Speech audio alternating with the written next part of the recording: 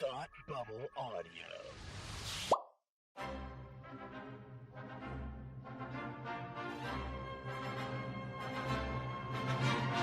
Look, up in the sky! You will never find the more wretched hive of scum and villainy. Welcome to Beer with Geeks with Tim and Frank. Who are you? I'm Batman. I am Iron Man. Your friendly neighborhood Spider-Man. Hi, Christopher. I'm Nero. My name is Inigo Montoya. You're a wizard, Harry. A couple of guys with a couple of beers and a whole lot of pop culture nostalgia. Make it so, number one. Ladies and gentlemen, the Beatles. Named the dog Indiana. Life finds a way. I am serious. And don't call me Shirley. Now sit back and crack open a cold one, because it's time for Beer with Geeks. It comes in paints? Shaken, not stirred. Great Scott! I was way off. I knew it started with an S, though. Hi, and welcome to Beer with Geeks, where you're listening to two geeks geek out with beer. I'm Tim. And I'm Frank. And Frank's beer that is falling down his throat into his tum-tum is what? I'm actually drinking Blue Moon's peach ale. Blue Moon's peach ale. Yeah. Spring is in the air when the peach ale comes out. It's their seasonal beer, and it's Blue Moon First Peach Ale. Oh. And I rather like it. It's still like a wheat beer, but with some nice peach notes. Peach newts? Notes. No. Oh, okay. You turned me into a newt. Well, we did the nose and the hat. But she's still she's a witch. I am drinking. I'm still on the Miller 64 because I bought an 18-pack for myself. Ooh, very nice. Yeah, well, I thought if I bought the large pack, it would dissuade me from buying other heavier, carbier beers. For the that's good. Of, losing weight and all of that stuff. And so it seems to be working. Actually, I consume twice as many Miller 64s as opposed to one beer to make up for the fact that I'm drinking Miller 64. So it still ends up being the same amount of calories. So it still ends up being the same. Oh, boy. Except that I've had more beer. So, well, there you go. Yeah. More beer, more geeking out. Yeah. More gear, more geeking out all the time. So exactly. So I've been thinking. So this is actually our 50th episode. Wait, can you go back and do that one more time? Can you just say I've been thinking? Go ahead. I've been thinking. A dangerous pastime? I know. Thank you. All right. Okay. you kept rolling before I could spit it out because I was trying to take a sip at the same time. And I was like, oh, it was a beautiful setup. This never happens. Okay. So anyway, beautiful. You've been thinking. Anyway, beautiful. It is our 50th episode. You are absolutely right. It is our 50th episode. And I was thinking it would be fun to kind of take a step back and reflect on a little bit on like the things we've talked about up till now. It's been, I can't believe it's been 50 episodes already. I know. But also like how I wanted to ask you, how do you remember when you first started realizing like, oh, I guess I'm like a nerd or a geek or, whatever term you prefer. Do you kind of remember when you started to notice that about yourself, that like, I guess I'm into these things that are considered nerdy or geeky? That's a good question, because when you're growing up, like as a boy, when you're growing up, everyone kind of almost likes the same stuff. Yeah. Even if you don't like the same stuff. Right. There's a lot of stuff that's popular. Right. Like everyone grew up on, for us, we grew up on Power Rangers, and we grew up on superheroes and Star Wars and whatever else, all these things. So it's always funny to like, what age are you not supposed to like that stuff anymore? You know what I mean? Like when people veer off and they're like, I choose sports, or I choose Pokemon, or right. I choose Spider-Man, or like whatever it is. What is that? When is that gap bridge? I guess it's high school, right? Or maybe it's middle, junior high. Yeah, I guess for me it was probably like between middle school and high school. Yeah. This is maybe about the time that you're supposed to start liking other things. Like, maybe it's the age in which you're not supposed to play with action figures anymore. I think that actually, this is when you asked me the question, this is what I thought, that I was a huge action figure kid when I was little. I loved action figures. And so I remember reaching a point, maybe about 10 or 11, and thinking like, oh, maybe I'm not supposed to bring this with me to, to this meeting, or that I have to be at for my dad, or, like anything like that, like what is that age when you're just supposed to sit there? And so I think that's kind of when I figured it out. That I still wanted to play with my Spider-Man and Green Goblin action figure, and nobody else did. Hmm. And so, and I don't know if that was I don't know if that's an immaturity thing, or might be a little bit late bloomer and a little bit geeky at the same time. Yeah, I guess so. But I grew up with friends who are also geeky. Like one of my best friends from junior high, so like 6th, 7th, and 8th grade, was super Star Wars guy. I've talked about him before. Yeah. And so that's where we would kind of nerd out together about that.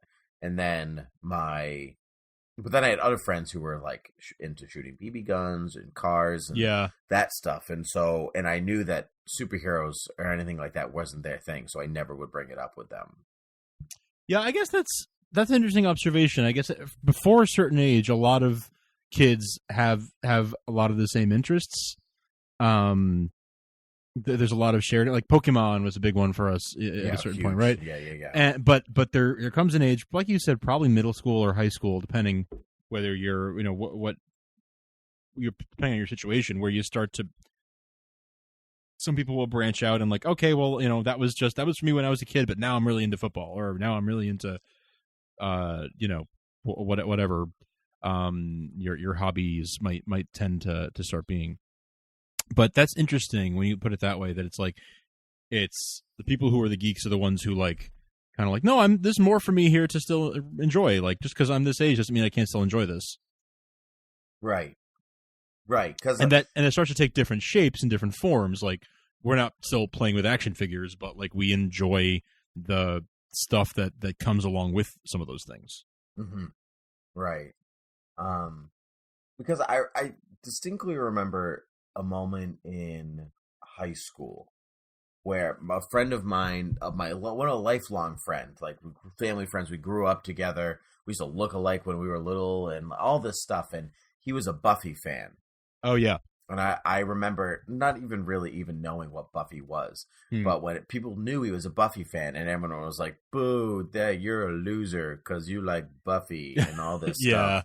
And I remember being like, yeah, I don't know what that is. But I guess if everyone else doesn't like it, it must not be cool. Right. And like, I never made fun of him for it or anything like that. Sure. It just never came up. But I do distinctly remember that. And so like the liking stuff like monsters or action, something about the action genre that when we were growing up was like, oh, if you like that, you're nerdy.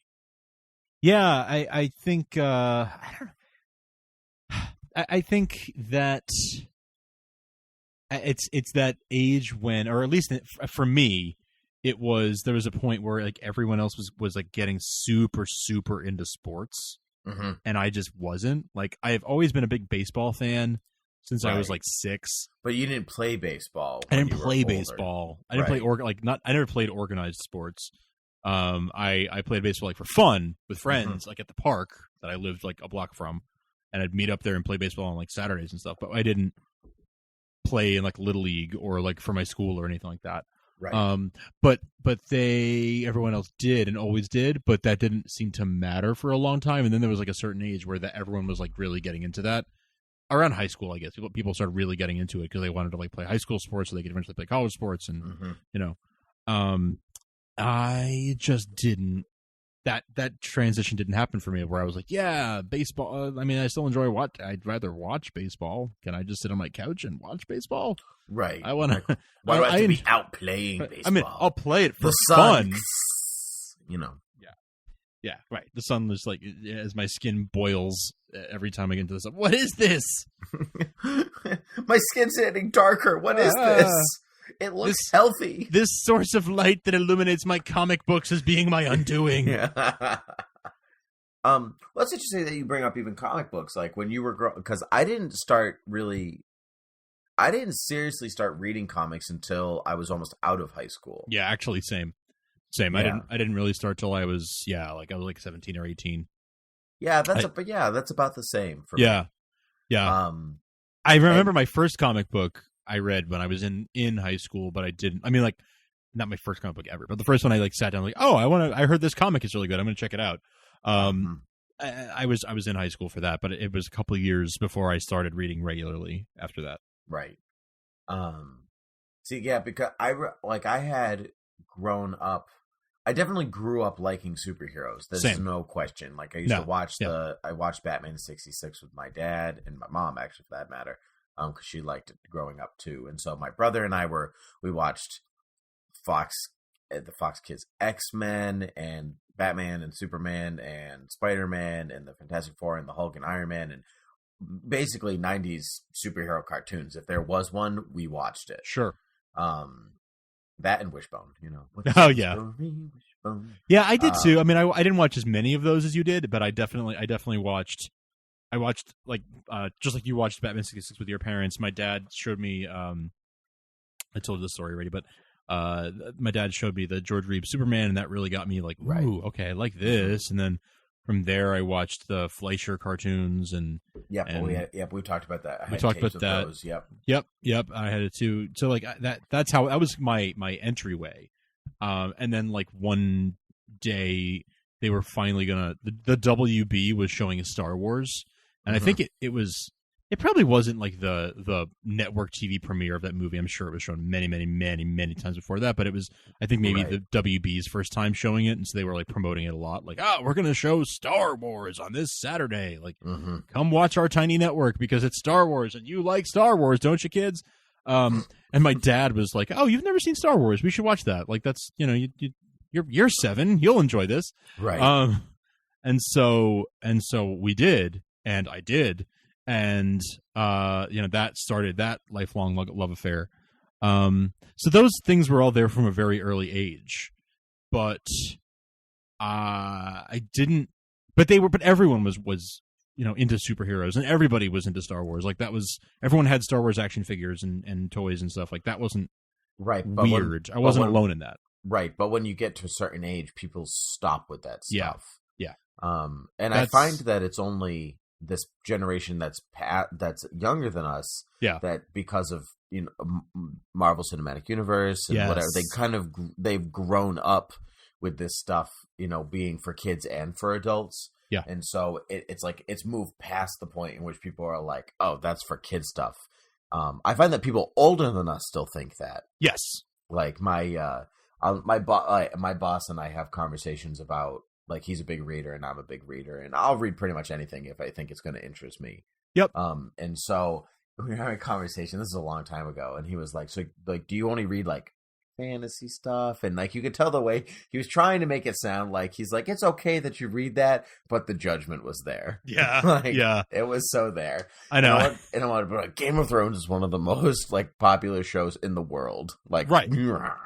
Yeah, I mean, my when I was in college, I had a college, I had a summer job in college, and I would every Wednesday I worked near the comic book store. So every Wednesday I would, on my lunch break, I would take a walk and go to the comic book shop and pick I used to do that too. Right. Yeah. And my boss was like 65-year-old man, super nice guy. His name was also Frank, and he would be like, "Oh, did you get your comic books?"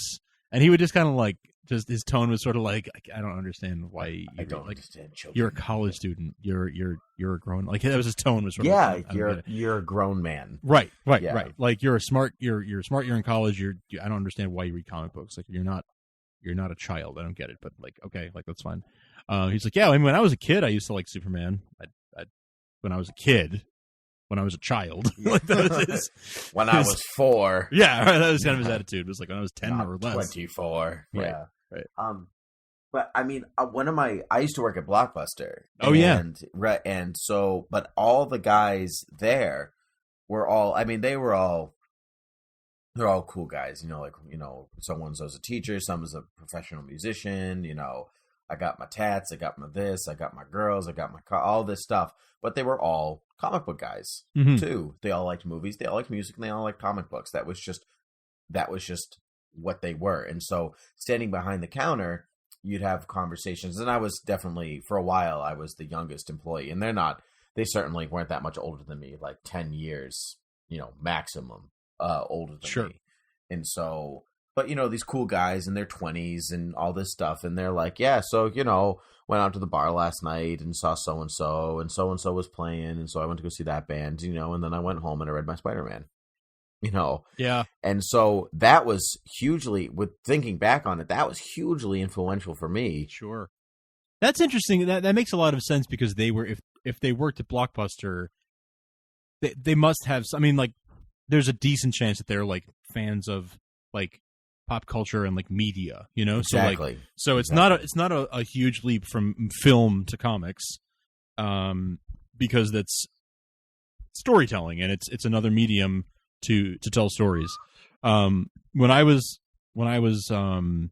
just starting to date my now fiance, she was like, "You have a lot of comic books in your apartment." She just kind of thought it was kind of unusual. I know, right?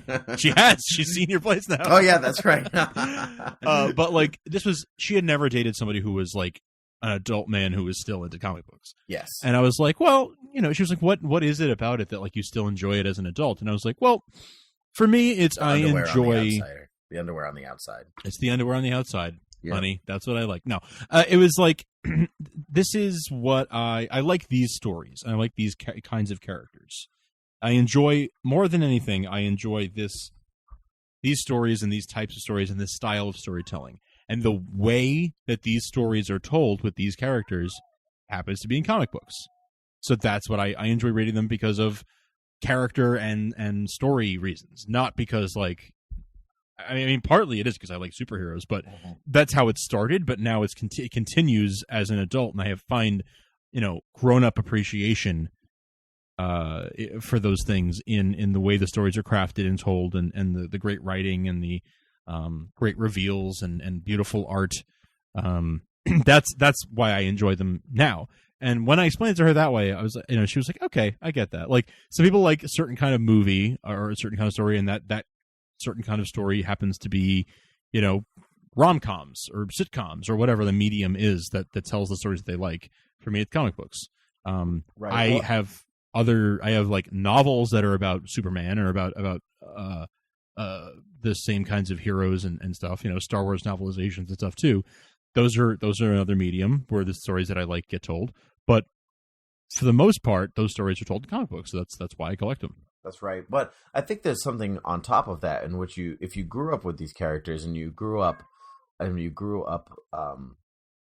loving not just the types of stories, but the characters specifically. Yeah. It's like your soap operas. And so it's true. They are soap operas. And so you're invested in them enough to be like, okay, what's going on in their lives now? It's not just about I've stated many times that some of my favorite comic book stories, superhero stories specifically, have nothing to do with beating up the supervillain. Right. Because it's all about character progression. And now you're talking characters who have been progressing, some of them for 75, 76 years. Yep. And so that's a lot of love for that character that you don't get from just watching a movie. That's right. Yeah. It's the closest thing maybe you could come to in movies is like James Bond or something that's been around for 50 years. Right. Well, but James Bond is even kind of a stagnant character. He doesn't really change. It's true. I mean, I won't go into that. But people might argue the same thing about superheroes. I would disagree with them, but that argument could be made. If the argument that the superhero doesn't change, then they don't know enough about the medium, because they're making a claim, an unsubstantiated claim. So playing devil's advocate, I could say the same thing about your statement about James Bond. I'm not saying it. I'm not saying that. Well, I agree with you. He hasn't changed that much, but someone could. I meant that. Yeah, I guess you could plop down. You could open up a Superman comic from 2015 and look at it and be like Superman, and then go back to 1938 and open up Action Comics and be like Superman. I recognize his character in both its forms, regardless of the changes that have been made. It's been modernized, it's been changed. Just like Yeah. if you watch Skyfall and then you go back and watch Dr. No, there's commonalities there. Yeah. I guess that's true. So it does change. So maybe I do recant my statement a little bit, but I'm not saying you're right or wrong. I'm just saying that someone who I was thinking more of James Bond's like personal changes. Yeah. But at the end of the James Bond still works for MI6. He still defeats the bad guys. And I guess you could say the same thing about any character, but you're right. I guess it's about delving into it. So you were about to say something about you like the stories that are not necessarily the bad guy beating up the good guy beating up the bad guy. Right. I certainly like those stories, but I much prefer, because I care about these characters on a deeper level, having grown up with them. Even when you go back to the cartoons that I watched when I was a kid, like my favorite episodes of Spider-Man or the X-Men or anything like that didn't have to do with, Dr. Doom's causing trouble, like he's causing problems again, but it's more about like what's the relationship with Dr. Doom about? Right. Or where's that like, and it's not always about like the twist, something big has happened, but it's about these character beats to let you understand them a little bit more, just quality writing as opposed to surface level, I guess. Yeah.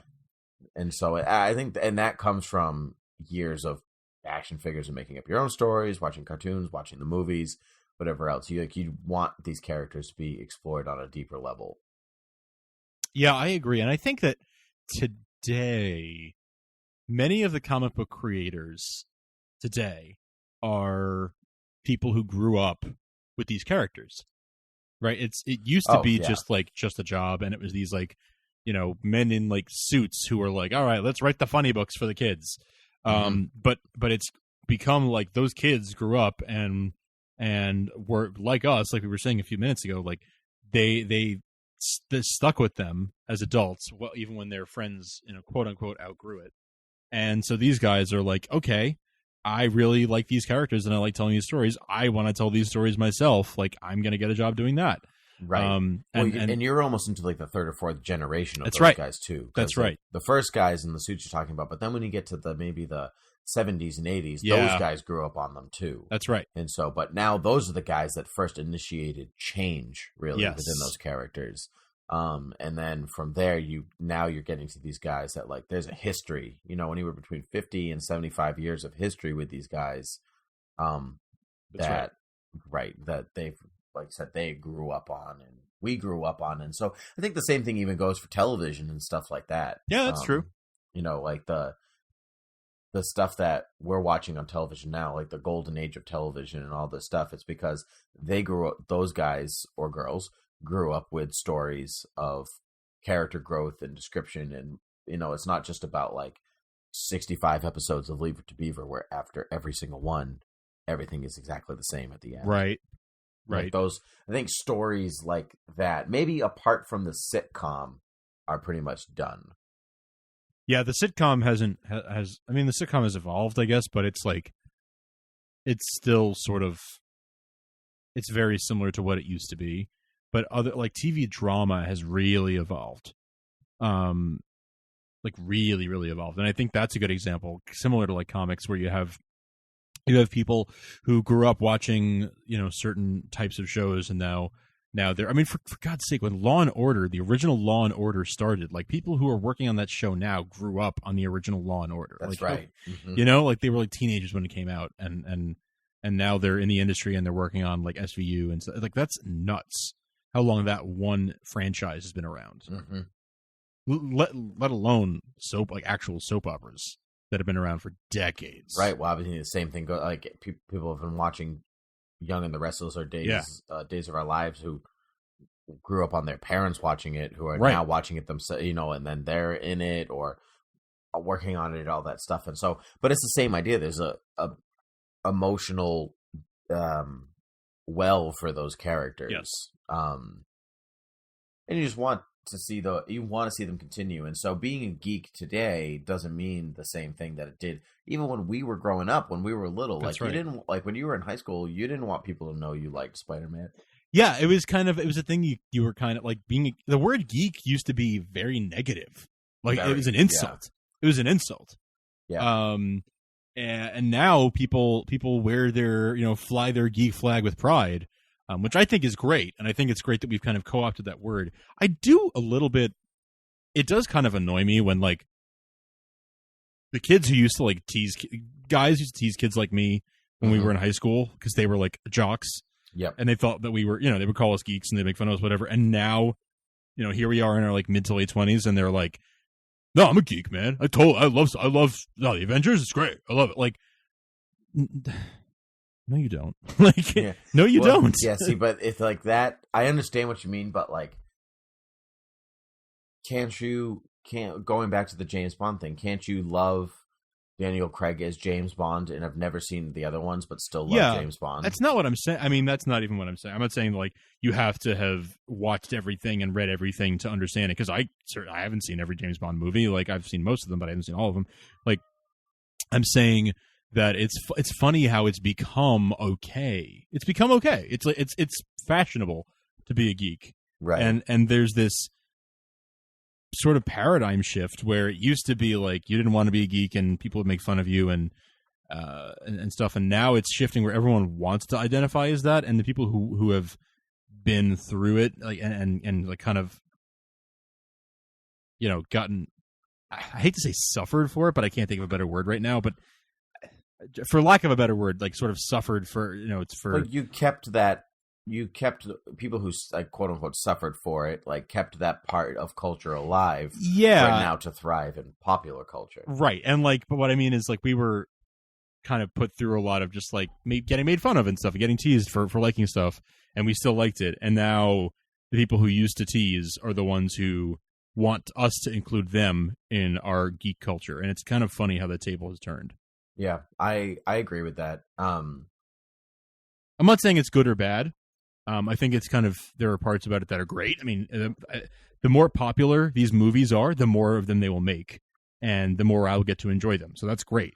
No, you're absolutely right. It's funny because this is like comic book snobby, but there's a part of me that's like, I love the films and all that, but like when you hear people are like, oh, like you said, like, oh, I love the Avengers, like, they fought Loki the first time, or yeah, Tony it's like Stark was in Afghanistan or whatever, and then but there's a party in the back of your brain that's like, well, actually, it was Vietnam. But you see, changing times in the sliding time strain of the Marvel universe, like right? and there's a part of you that feels like, well, I know the full story. You just know, like you just arrived on the scene, right? And you know the most recent version, but I know the full story, right? But now there's another conundrum that you face, where instead where you didn't talk about it at all. Yeah. Now it becomes, how much do you talk about it? Yeah, that's true. Because like I could have a conversation with almost anybody about Iron Man these days. That's true. But how much of a conversation about Iron Man am I going to have? Am I going to talk about, I'm going to talk about like, I don't know, Pepper Potts being, rescued for a while? Am I going to talk about Armor Wars or Demon in a Bottle or something like that? And they're going to look at me like, what? Like, I watch people now, like, with the Hulkbuster armor in the Avengers 2 trailer, and they were like, oh my God, why are they fighting? What is that? There's like it's like a Iron Man buster machine. And you're like, oh.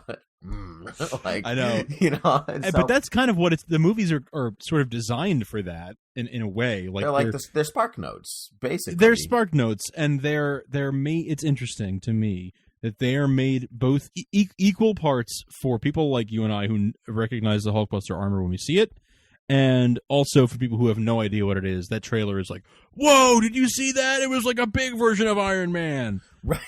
Yeah. It's interesting. Like they've managed to make it so that like we get one thing out of it, other people get something else out of it, and we enjoy it the exact same amount. Yep, I absolutely agree. And that's quality. That's quality work. Yeah, but my point with that is like, do you step into that conversation and go, that's a Hulkbuster armor originally meant for this, this, and this. I'm not sure what the movie's going to do with it, but now you know both stories. Right. See you later.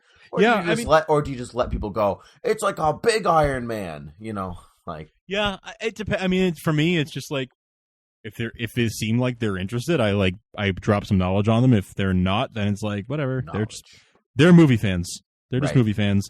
They're a fan of these movies, and that's fine. Why should I ruin it for them? Let them. Oh yeah, I have no enjoy intention it. of ruining Right, it at right, all. right. And there's something about geek culture that was, it's insular, and so like sometimes you want to be an outcast for the sake of being an outcast.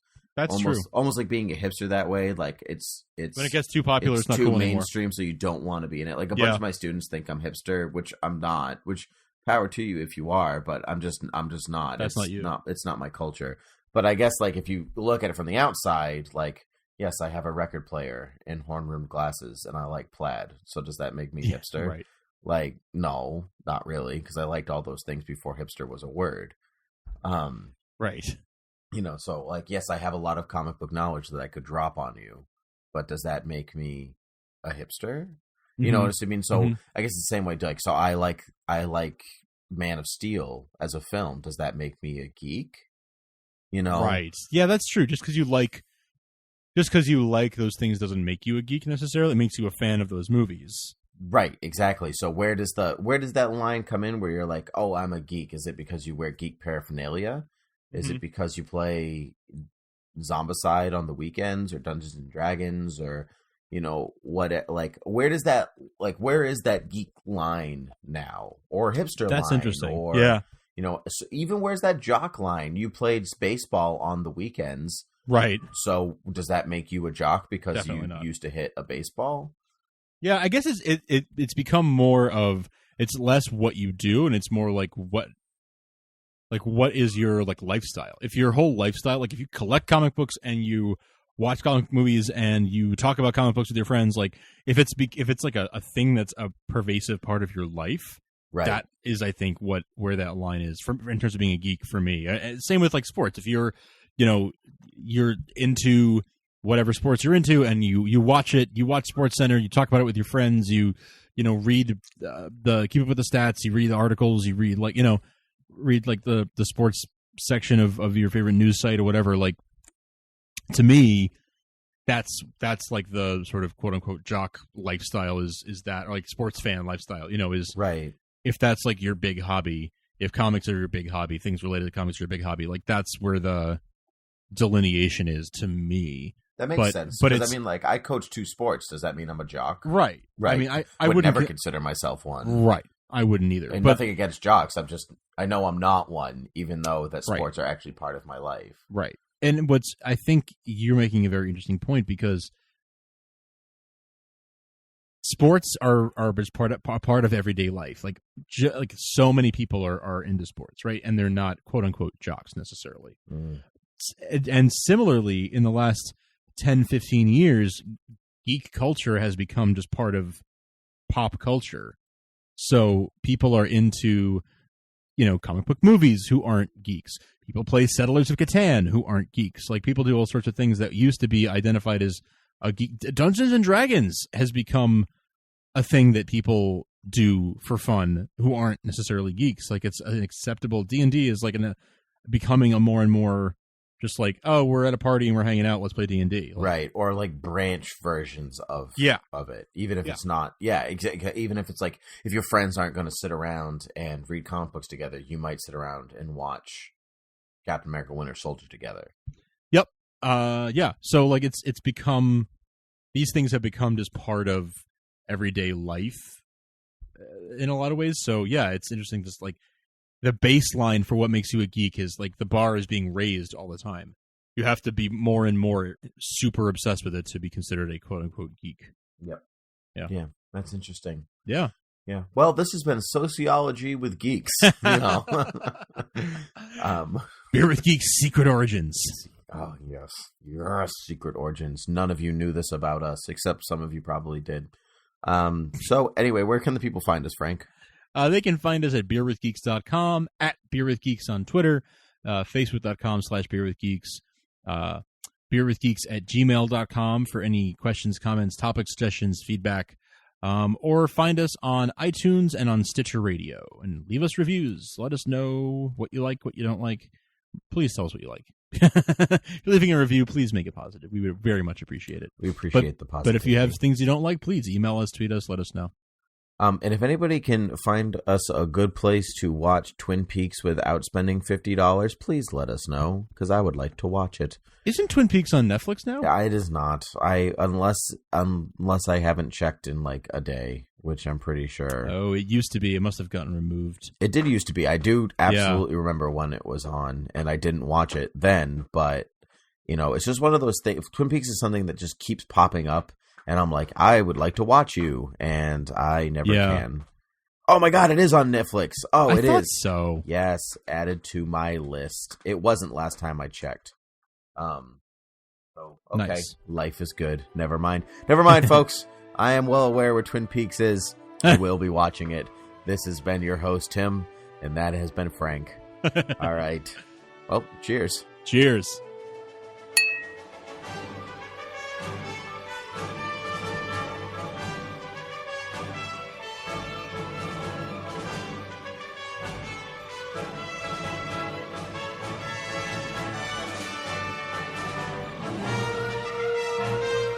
This podcast is intended for entertainment and information purposes only.